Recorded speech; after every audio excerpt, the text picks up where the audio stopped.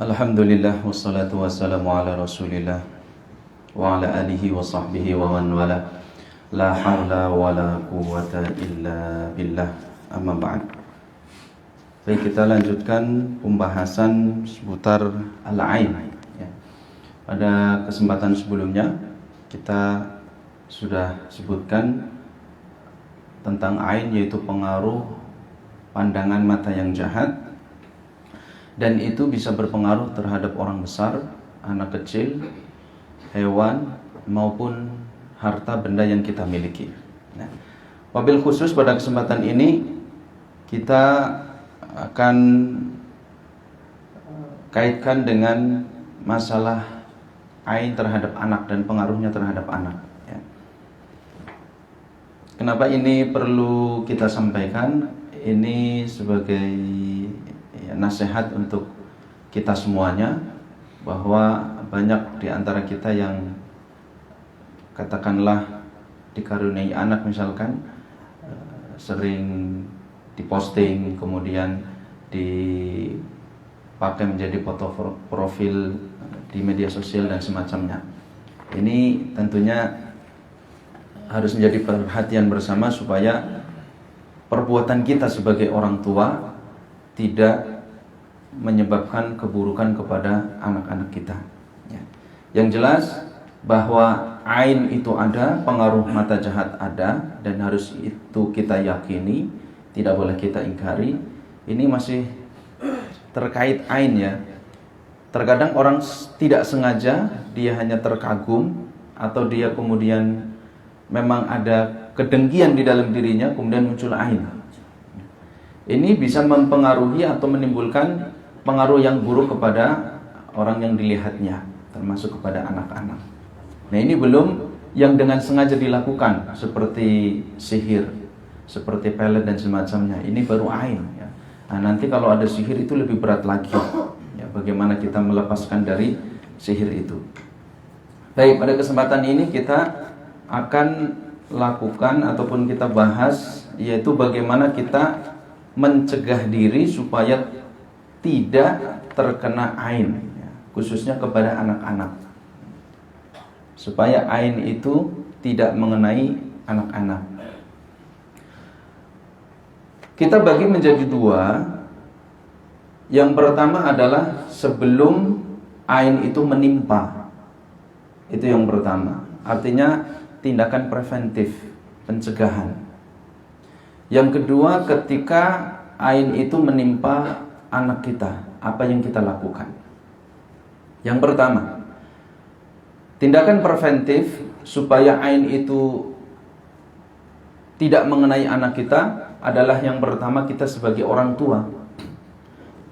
Karena ain itu lebih banyak mengenai kepada anak-anak.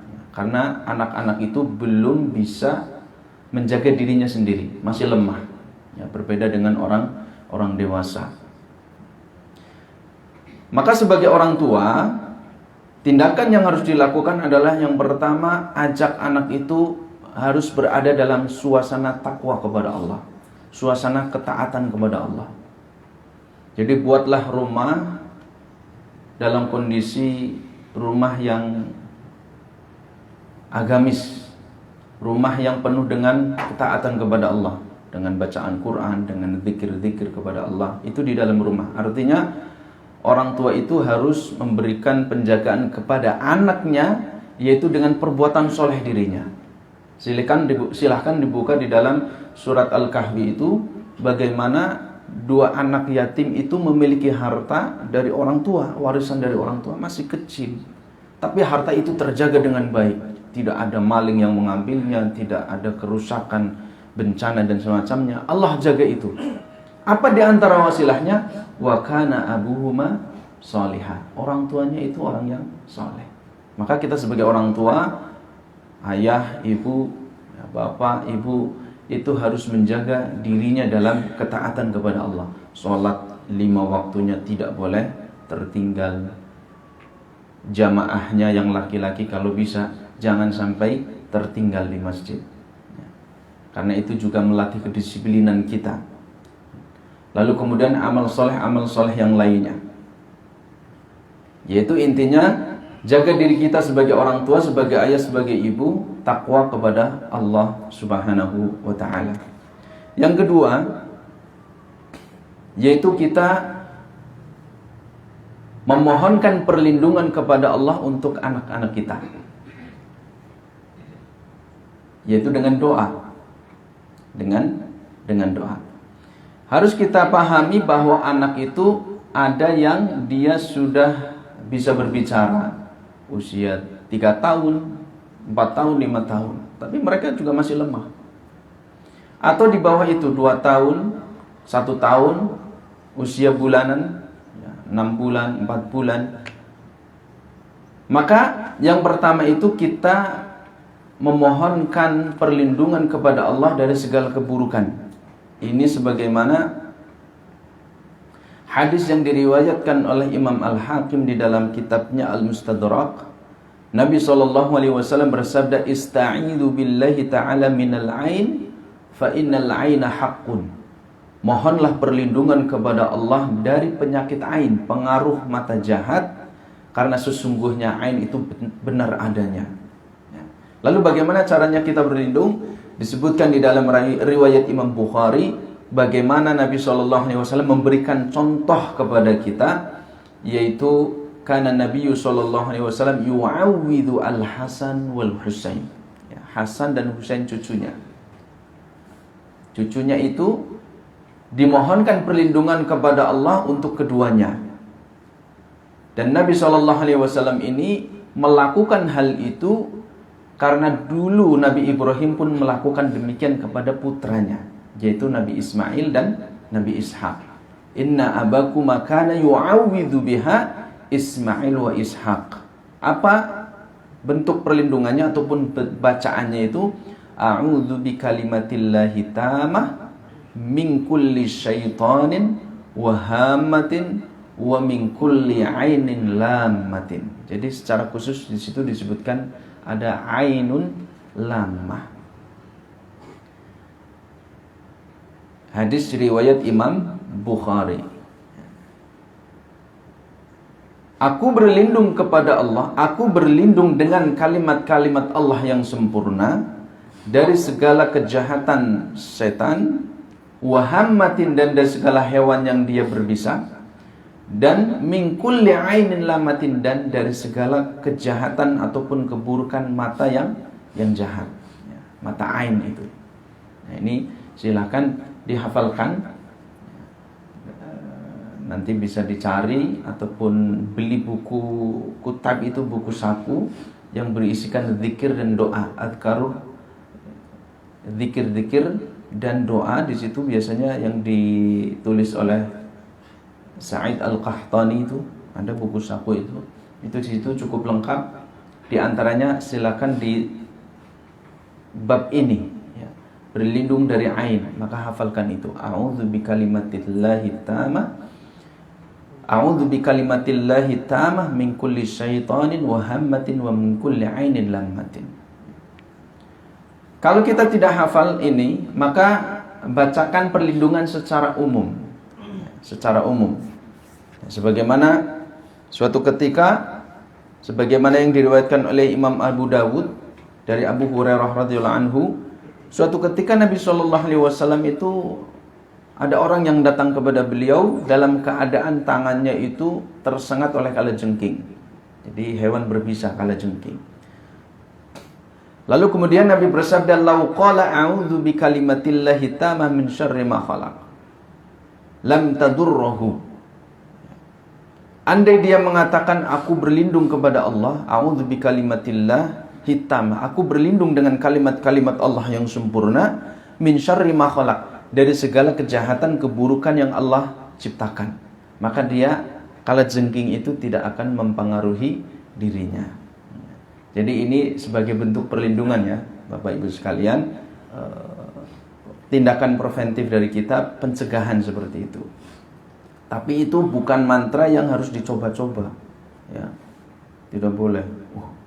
Ampuh banget kayaknya. Ana kalau congking ana ulah kobra, a'udzu bikalimatillahi tammah jajan. Nah, itu namanya menantang kematian, ya. Jadi ini kan doa.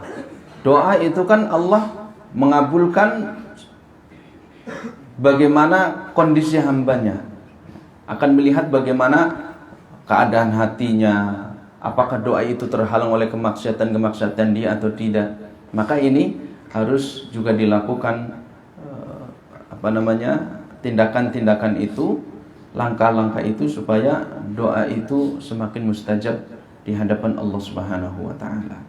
Intinya yang kedua itu kita memohon perlindungan kepada Allah, khususnya adalah untuk anak-anak yang dia belum bisa baca doa-doa, belum bisa baca zikir-zikir, maka kita pegang anak itu, a'udzu bi kalimatillahi ta'ala, min syarri ma khalaq, ya, itu secara umum, ya. Atau seperti misalkan kita mau ke taman, mau ke tempat yang ramai, mau ke pasar, mau ke mall, itu kan tempat yang baru dan kita bertemu dengan banyak orang, banyak pasangan mata di situ. Orang akan tertuju kepada anak-anak kita, ih lucunya, ih gantungnya, dan macam-macam itu. Maka sebelum kita sampai ke tempat itu, ajak anak, atau kita, kalau dia belum bisa mengikuti, misalkan 2 tahun, 1 tahun setengah, maka kita berdoa di situ sebagai orang tua. A'udzu bi kalimatillahi tamma min kulli syaitanin wa hammatin wa min kulli ainin lammatin. Atau yang tadi, a'udzu bi kalimatillahi tamma min kulli syarri ma khalaq. Ya, itu doa perlindungan. Lalu yang kedua, at-tahassun bil adhkar asy-syar'iyyah, yaitu kita menjaga diri kita dengan zikir-zikir yang syar'i, yang bersumber dari Nabi SAW. Itu banyak sekali. Zikir pagi, zikir sore, zikir setelah sholat, zikir sebelum tidur, kemudian yang lainnya. Contohnya misalkan adalah sebagaimana yang diriwayatkan oleh Utsman bin Affan. Dia meriwayatkan hadis dari Nabi SAW di mana Rasulullah bersabda, "Man qala bismillahilladzi la yadurru ma'asmihi syai'un fil ardi wala fis sama' wa huwas samiul alim 3 marrat." Jadi siapa yang membaca dengan nama Allah, bismillah, alladzi la yadurru ma'asmihi syai'un fil ardi wala fis sama', sesuatu yang di langit dan di bumi itu dengan nama Allah tidak akan bisa memberikan mudarat kepada sesuatu apapun, wa huwa as-samiul alim, dia maha mendengar dan maha mengetahui. 3 kali dibaca waktu pagi, dibaca waktu sore. Kalau dibaca waktu pagi, maka dia tidak akan tertimpa keburukan sampai sore hari. Kalau dibaca sore hari, tidak akan tertimpa keburukan sampai pagi hari. Ini tindakan preventif kita, usaha kita, ikhtiar kita. Maka kita tidak boleh melakukan tindakan-tindakan perlindungan kepada anak itu yang menyimpang dari syariat. Karena begitu banyak orang-orang yang dia ingin melindungi anaknya, menjaga anaknya dari keburukan, dari pengaruh hal-hal yang tidak baik, tapi justru melanggar syariat. Misalkan dalam satu kesempatan, dengan jelas ini yang banyak terjadi di tengah masyarakat, yaitu kalau bayi misalkan itu di ayunannya itu ada berambang, ya, bawang putih. Pernah lihat seperti itu? Ya. Kita tanya, apakah itu murni fungsinya itu untuk melatih pandangan anak, ya, melatih mata anak itu, atau memang ada maksud-maksud tertentu? Atau anak dikasih gelang, ya, dikasih gelang itu dari benang, gelangnya gelang benang. Atau rumahnya, di depan rumah itu ada gantungan-gantungan dari bambu kuning, ya, bambu yang berwarna kuning, bambu kecil itu, bawang berambang dan semacamnya. Itu biasanya ada tujuan-tujuan khusus, yaitu supaya rumah ini terjaga dari hal-hal yang akan mengganggu anak kita. Nah, ini tidak dibenarkan. Ya, apapun itu bentuknya. Kalau maksudnya adalah di luar, misalkan tadi untuk melatih pandangan anak, maka itu enggak boleh. Ya. Di dalam sebuah sabdanya Nabi SAW bersabda, "Man ta'allaqa tamimatan fala atamallahu lahu." Siapa yang dia menggantungkan tamimah, jimat ini, maka Allah tidak akan selesaikan urusan dia. Allah tidak akan kabulkan dia. Ya. Ada ibu punya anak, dia takut supaya anaknya tidak terkena penyakit, tidak terkena wabah, tidak terkena bala dan semacamnya. Maka digantungkan di depan rumah seperti itu. Bisa berambang, bisa bawang putih, bisa cabai dan semacamnya. Maka ini tidak boleh.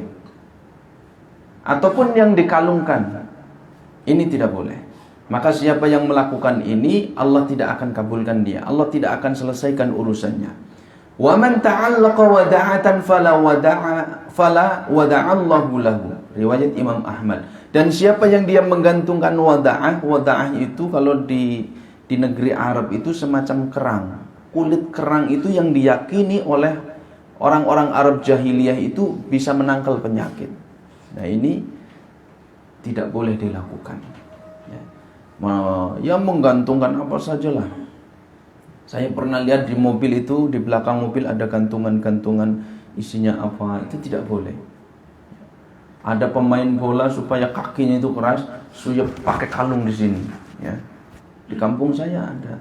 Dulu waktu biasanya kalau musim Agustusan itu ya, kan ada antar kampung itu main bola antar dusun. Itu ada hal-hal semacam itu dilakukan. Suruh pakai kalung, kalungnya itu ada isinya. Ya, tulisan Arab itu, jimat itu.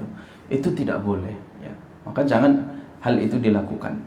Bahkan secara tegas Rasulullah mengatakan man ta'allaqa tamimatan faqad asyraka. Siapa yang menggantungkan sesuatu maka dia telah berbuat syirik. Ya. Kalau dia meyakini itu murni bahwa yang dia gantungkan itu adalah yang akan mencegah anak itu, mencegah bayinya, mencegah anaknya itu dari penyakit, dari segala keburukan, maka ini bisa terjatuh ke dalam syirkul akbar, syirik yang besar. Nah, ini berbahaya. Maka tidak boleh hal itu dilakukan. Suatu ketika Nabi SAW melihat seseorang di tangannya itu ada gelang dari kuningan. Lalu kemudian Nabi mengatakan ma hadhil hilqah, ini gelang apa? Kata orang itu hadhihi minal wahinah, ini gelang untuk menangkal penyakit. Lalu Nabi mengatakan inzi'ha fa innaha la taziduka illa wahnan fa innaka la man wahiya 'alaika ma aflafta abadan fa innaka law mutta wahiya 'alaika ma aflafta abadan. Kata Nabi SAW, lepas gelang itu, buang gelang itu, karena gelang itu hanya akan menambah engkau itu menjadi semakin lemah. Dan andai engkau itu mati dan gelang itu masih ada di tangan engkau, maka engkau tidak akan beruntung selamanya.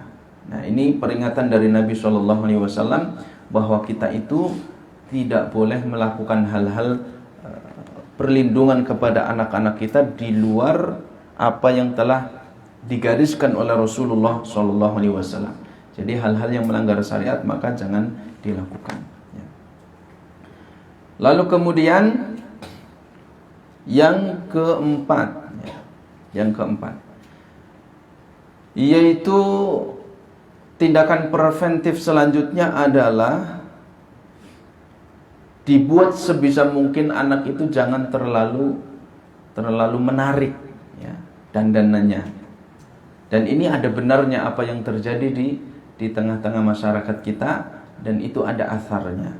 Artinya misalkan setelah memandikan anak kecil itu ya usia 2 tahun, usia 3 tahun, 4 tahun itu, biasanya kan kalau yang biasanya pakai bedak itu bedakinya asal-asalan di muka. Yang lihat kan, anak temen kan. Nah itu ada benarnya, ya, karena ada asarnya itu. Ya, kalau bedakinnya nggak usah rapi-rapi, nggak apa-apa. Sebagaimana yang disebutkan oleh Imam Al-Baghawi, ya, yang diriwayatkan oleh Imam Al-Baghawi di dalam kitabnya Syarhus Sunnah, dia meriwayatkan anna Utsman ibn Affan ra'a sabiyan malihan. Utsman bin Affan itu pernah melihat anak kecil yang lucu sekali, bayi yang lucu sekali. Faqala dassimuhu nunatahu. Lalu kata Utsman bin Affan, itu lesung pipinya kasih hitam-hitam. Kalau itu apa namanya? Kalau di sini kan rata-rata kompor gas. Kalau di kampung itu pakainya kayu itu ya. Namanya ada apa namanya? Arang itu ya, arang kayu. Masuk ke belakang ke dapur, ambil itu di dapur toiletin, nah, gitu ya. Itu maksud dari dasimuhu nunatahu. Kasih hitam-hitam itu di lisung pipinya, li'alla tusibuhul ain, supaya itu tidak terkena penyakit ain. Jadi ini ada benarnya kalau apa namanya, anak kita didandanin jangan terlalu yang membuat orang lain sangat takjub gitu. Biasa saja ya. Kalau memungkinkan seperti ini lakukan, kalau tidak ya tidak mengapa, tapi jangan dibuat yang begitu menakjubkan. Andai ini tidak mungkin ya, misalkan lah sudah didandanin, udah mandi kok harus dicemong-cemong seperti itu, maka yang keempat ini yang tidak boleh kita lupakan ya. Kita sebagai orang tua atau orang-orang terdekat kita, kakaknya, ibunya, jadi ain ini bisa jadi mengenai kepada orang-orang yang terdekat. Ayahnya bisa jadi dia terkagum kepada anaknya, bisa jadi ain itu bersumber dari ayahnya. Karena ada satu kisah, wallahu a'lam, ini saya pernah baca di negeri Mesir. Ini tapi bukan tentang anak kecil. Dia usia orang dewasa yang baru menikah. Perempuan ini baru menikah, didandanin begitu bagusnya, luar biasa, begitu cantiknya, sampai ibunya terkagum-kagum. Langsung seketika si pengantin yang perempuan ini, dia langsung buta matanya, tidak bisa melihat. Tidak bisa melihat. Maka kemudian orang-orang mengetahui kalau ini ada penyakit ain yang mengenai dia, karena tidak ada hal-hal yang membuat dia harus buta. Tapi tiba-tiba dia tidak bisa melihat. Sampai sehari, 2 hari, 3 hari tidak bisa melihat. Kemudian orang-orang diminta untuk mandi. Lalu air mandinya itu, sisanya itu dipakaikan untuk wudhu dia atau untuk membaluri tubuhnya. Ada yang mengatakan untuk mandi si pengantin ini. Ternyata tidak sembuh juga, dia masih tidak bisa melihat. Nah, suatu ketika, jadi ketika itu orang-orang tidak tahu siapa yang terkena penyakit ain, maka seluruh tamunya itu diminta untuk mandi. Ya, diminta untuk mandi. Nah, tahu dari mana sumber ain itu adalah ketika ada kabar, ini sudah berlalu beberapa hari, ibunya itu meninggal dunia. Ketika dapat kabar ibunya meninggal, seketika dia bisa melihat. Maka orang-orang meyakini ain itu bersumber dari ibunya. Ini bisa saja terjadi. Makanya andai itu kita merasa kagum kepada anak kita, kepada anak saudara kita, kepada anak kawan kita, maka yang harus kita lakukan adalah ad-du'a bil barakah. Kita mendoakan keberkahan untuk dia. Ini yang tidak boleh kita lupakan. Bisa jadi kita hanya kagum, ya, dan kita nggak ada maksud untuk hasad iri kepada dia, nggak ada. Tapi karena keterkaguman itu bisa dimanfaatkan oleh setan, kemudian muncul ain. Maka sebagaimana hadis yang kemarin kita bacakan itu tentang riwayat Sahal bin Hunayf, di mana Sahal bin Hunayf itu memiliki kulit yang luar biasa. Maka kemudian Nabi SAW memerintahkan kepada Amir yang melihat dia, yang merasa kagum kepada kulit tubuhnya yang bagus sekali, untuk kemudian mendoakan dia dengan keberkahan. Mendoakan dia dengan keberkahan. Ini juga sebagaimana yang kemudian diperintahkan oleh Nabi SAW, di mana beliau bersabda, "Idza ra'a ahadukum syai'an yu'jibu falyubarrik." Jika kalian melihat sesuatu yang menakjubkan, maka doakan keberkahan untuk dia. Ya. Barakallahu fi, barakallahu laka, ya. Barakallahu fi hada, misalkan. Semoga Allah memberikan keberkahan kepada ini. Maka coba kita perhatikan, ya, momen ini begitu tepat sekali. Kesesuaian hadis yang satu dengan hadis yang lainnya. Ketika ada orang menikah, itu kan momen kebahagiaan, momen yang membuat kita takjub dan senang. Maka doanya apa di situ? Barakallahu Barakallahu alaika wa baraka alaikuma wa jama'a bainakuma fi khairin. Doa keberkahan untuk kedua pengantin. Barakallahu laka wa baraka alaika wa jama'a bainakuma fi khairin. Jadi itu akan menangkal awalnya ta'ajub, kita senang, tapi dengan ada zikir itu kita mendoakan keberkahan itu akan hilang itu pengaruh ain yang bisa jadi itu muncul. Padahal belum tentu itu muncul, tapi bisa jadi itu muncul. Makanya ini disebut sebagai tindakan jaga-jaga preventif. Kalau ada anak kecil, ya, bayi lahir, maka di antara asar itu dari para sahabat itu adalah kita mendoakan keberkahan juga. Barakallahu laka fil mauhibi laka wa syakartal wahib wa balagha ashuddahu wa ruzqta birrah. Maka kita mendoakan keberkahan untuknya. Semoga Allah memberikan keberkahan untuk Anda pada anak yang Allah berikan kepada Anda. Itu yang pertama. Jadi kita harus mendoakan keberkahan kepada dia. Ada satu riwayat lagi,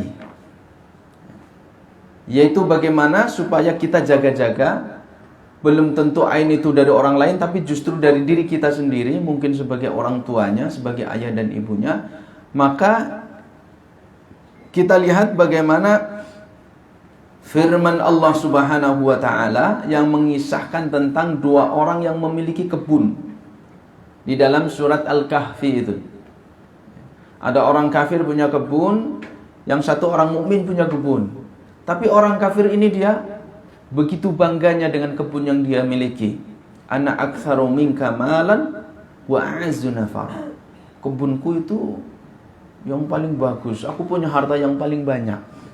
Artinya di sini apa? Kita tidak boleh membangga-banggakan apa yang kita miliki. Harta tidak boleh, istri nggak boleh, suami tidak boleh. Termasuk anak-anak. Ya anak saya ini ganteng-ganteng banget, lucu-lucu banget. Itu tidak boleh. Kenapa? Karena ini akan memicu, melucut iri dengki orang lain.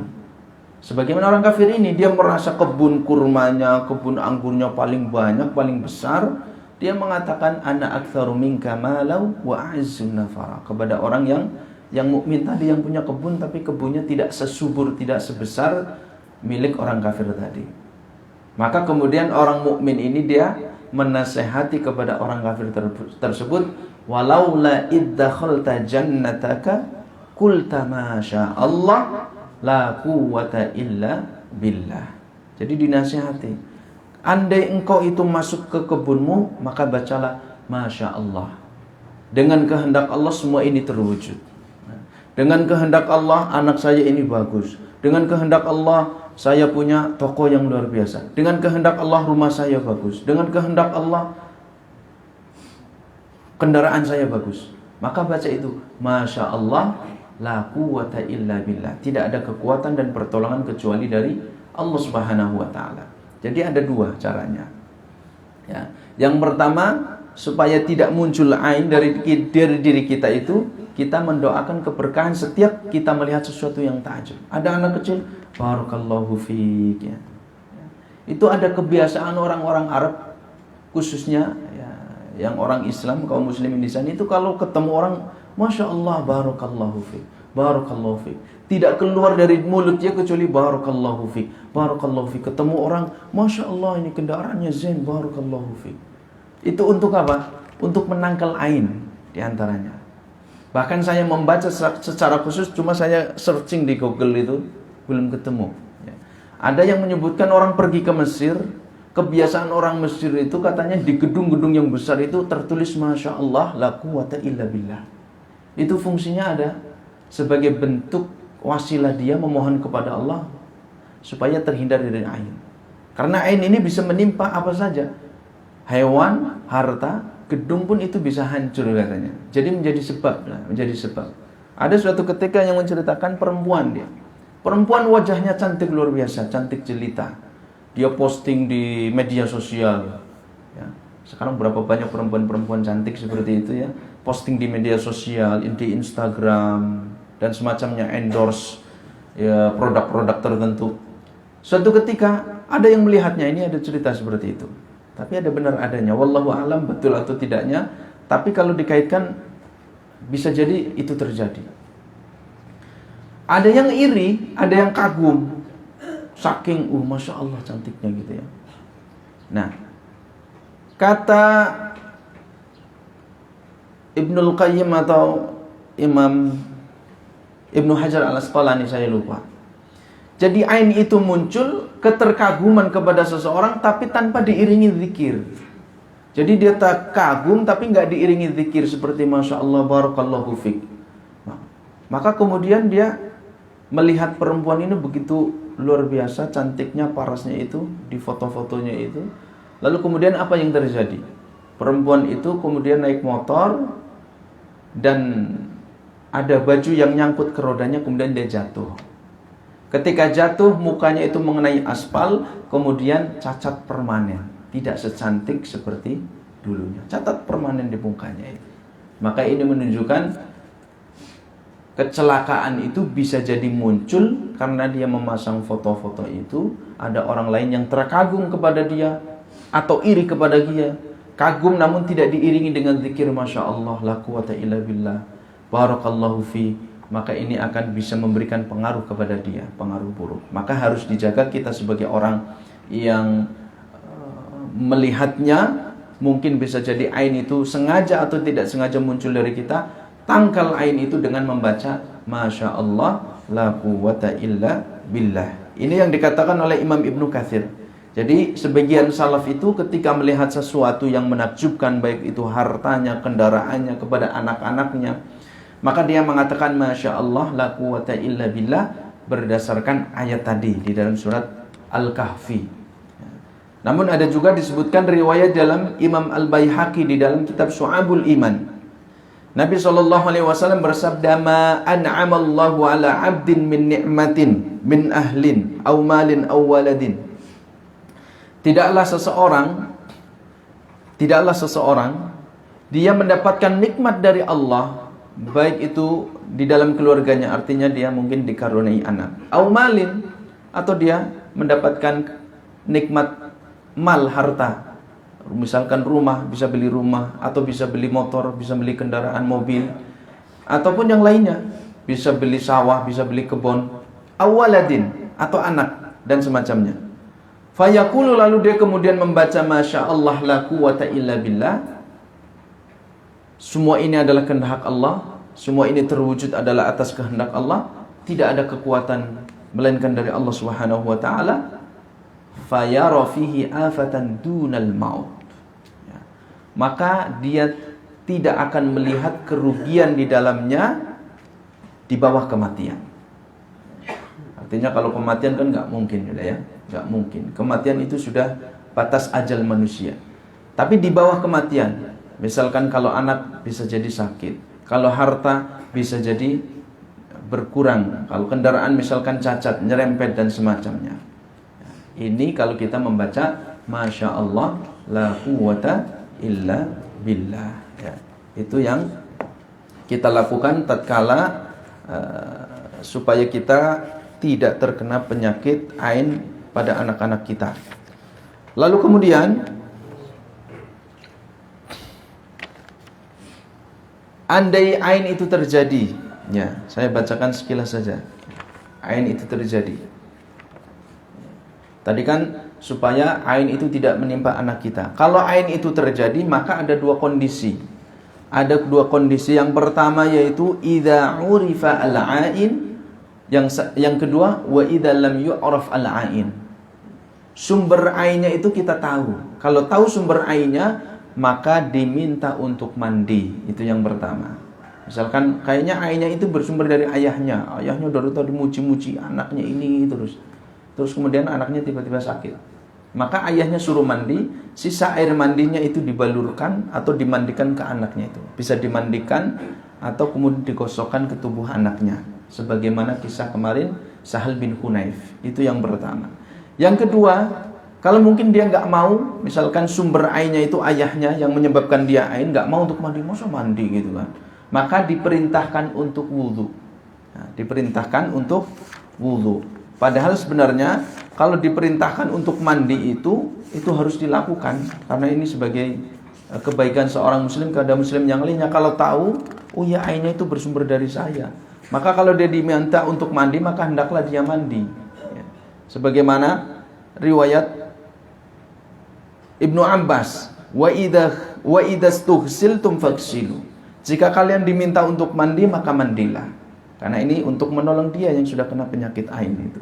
Tapi kalau nggak mungkin, dia nggak mau, maka perintahkan untuk wudhu saja. Nanti air wudhunya itu dipakai untuk memandikan si anak ini, atau menggosokkan tubuhnya dengan air bekas wudhunya itu. Itu yang pertama. Kalau diketahui siapa yang melakukan ain terhadap anak tersebut. Yang kedua, kalau tidak diketahui, maka kita meruqyah. Ruqyah itu bacaan-bacaan. Ada satu hadis dari Nabi SAW, innar ruqa, bahwa ruqyah itu intinya innar ruqa minasyirik. Jadi ruqyah itu termasuk syirik. Ruqyah, bacaan-bacaan itu termasuk syirik. Tapi ini kemudian diralat oleh Nabi. Ya, makanya ada namanya nasikh wal mansukh itu ya. Ada yang nasikh, hukum yang dahulu kemudian terhapus dengan hukum yang setelahnya. Dulu Nabi melarang ruqyah, tapi kemudian apa yang dilarang ruqyah oleh Nabi SAW? Yang dimaksud oleh Nabi SAW itu adalah la ba'sa birruqa ma lam yakun fihi syirkun. Jadi setelahnya Nabi boleh meruqyah, boleh kamu baca-baca sesuatu selama isinya bukan syirik. Boleh meruqyah, bahasa kita itu jampe-jampe, selama itu bukan syirik, tidak mengandung kesyirikan. Cuma kalau jampe-jampe dari dukun itu kan semuanya isinya syirik, pengabdian kepada, penghambaan kepada setan, itu nggak boleh.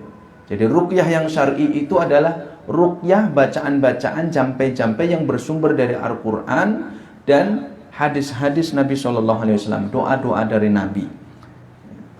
Jadi diruqyah. Ini sebagaimana yang dilakukan oleh yaitu Aisyah radhiyallahu anha. Tatkala dia melihat itu Bani Ja'far ya. Bani Ja'far terkena ain, anak-anak Ja'far terkena ain, maka kemudian Aisyah dia mengatakan, Asma binti Umais dia mengatakan, afanastarqi lahum, apakah kami boleh meminta ruqyah untuk mereka? Kata Nabi, na'am. Ya, ruqyah. Ya, jadi ruqyahnya itu harus adalah bacaan-bacaan ayat-ayat Quran dan doa-doa Nabi SAW, bukan yang bersumber dari dukun paranormal, itu nggak boleh. Di antaranya apa yang kita baca, yang pertama yaitu Bismillahi arqika min kulli syai'in yu'dhika min syarri kulli nafsin aw ainin aw hasidin Allahu yasfika bismillahi arqika ya. Yaitu dengan nama Allah aku meruqyahmu dari segala keburukan yang akan mengganggumu, dan dari segala keburukan jiwa dan ain, mata jahat, atau orang-orang yang hasad atau dengki. Allah menyembuhkanmu, dengan nama Allah aku meruqyahmu. Jadi itu caranya yang pertama. Ada juga doa lain yang diriwayatkan oleh Imam Muslim, misalkan Bismillahi yubarika wa min kulli da'in yasfika wa min syarri hasidin idha hasada wa syarri kulli dhi'ainin ya. Jadi ini doa yang dibaca oleh malaikat Jibril ketika Nabi SAW merasakan sakit di dalam tubuhnya. Jibril meruqyah Nabi SAW dengan doa ini ya. Yang belum hafal silakan dihafalkan. Ini ada biasanya di buku-buku kutip tentang masalah zikir dan doa ya. Kalau tidak hafal, maka cukup dengan membaca doa yang masyhur itu, Allahumma rabbana sa'adhihi bil ba'sa isfi anta syafi la shifaa illa shifauka shifaan la yughadiru saqama. Itu yang pertama. Yang kedua, membaca al-mu'awwidhatain, yaitu surat Al-Falaq, surat An-Nas, surat Al-Ikhlas ya, surat Al-Falaq, surat Al-Ikhlas. Itu sebagaimana yang diriwayatkan oleh Imam Muslim. Baca itu. Nah, setelah membaca, Ditambah lagi dengan surat Al-Fatihah. Karena surat Al-Fatihah itu ruqyah, bacaan yang bisa menghilangkan penyakit dengan izin Allah Subhanahu wa ta'ala. Lalu kemudian boleh kita membacakan ayat-ayat itu, doa-doa itu dengan air. Kalau bisa air zam-zam. Kalau nggak ada air biasa. Karena ma'u zam-zam lima syuribalahu. Ma'u zam-zam, air zam-zam itu sesuai dengan apa yang kita bacakan untuknya. Kalau kita punya air zam-zam, dibacakan pada air zam-zam kita ingin cepat punya jodoh, insya Allah cepat punya jodoh. Ya. Kalau kita ingin misalkan bisnisnya lancar, insya Allah lancar. Kalau kita ingin punya apa lagi keinginan, insya Allah akan dikabulkan oleh Allah Subhanahu wa ta'ala. Baca sesuai dengan keinginan kita. Termasuk misalkan anak kita terkena ain, baca itu. Kalau nggak ada air biasa, tidak apa-apa. Lalu kemudian bisa juga dengan yaitu minyak zaitun. Minyak zaitun karena min syajaratin mubarakah. Minyak zaitun itu adalah bersumber dari pohon yang penuh dengan keberkahan. Baca doa Al-Fatihah, Al-Falaq, An-Nas, Al-Ikhlas, kemudian surat ayat kursi dibaca, kemudian balurkan ke tubuhnya. Insya Allah itu akan menjadi wasilah kita. Allah akan menyembuhkan anak kita dari penyakit ain dan dari penyakit-penyakit yang lainnya. Demikian intinya bahwa dari kajian ini kita wa 'alallahi falyatawakkalul mu'minun. Sebagai orang beriman kita bergantung kepada Allah Subhanahu wa taala, bukan kepada benda-benda, bukan kepada yang lainnya. Lalu yang kedua, bahwa kalau kita punya hal-hal yang sesuatu yang baru sebagai nikmat dari Allah Subhanahu wa taala, entah itu harta, kendaraan, rumah, kebun, terutama juga misalkan anak, maka jaga anak itu, jaga semuanya itu supaya orang itu tidak terkagum-kagum dengan berlebihan. Kalau tidak perlu diceritakan, tidak perlu diceritakan. Ya, saya punya kawan ketika anak saya lahir minta dong fotonya, foto bayinya, pengen lihat. Nggak saya kasih. Tapi kalau masih saudara, kakak, paman saya kasih. Tapi kalau kawan nggak saya kasih. Nah, sekarang kan WA, gampang gitu kan nyebar-nyebar foto. Nggak saya kasih. Khawatir saja. Nah, khawatir. Ya, jaga-jaga kita sebagai orang tua. Demikian, mudah-mudahan Allah Subhanahu wa ta'ala senantiasa menjaga kita, anak kita dari segala keburukan. Demikian kurang lebihnya mohon maaf, semoga bermanfaat. Subhanakallahumma wa bihamdika asyhadu an la ilaha illa anta astaghfiruka wa atubu ilaik. Assalamualaikum warahmatullahi wabarakatuh.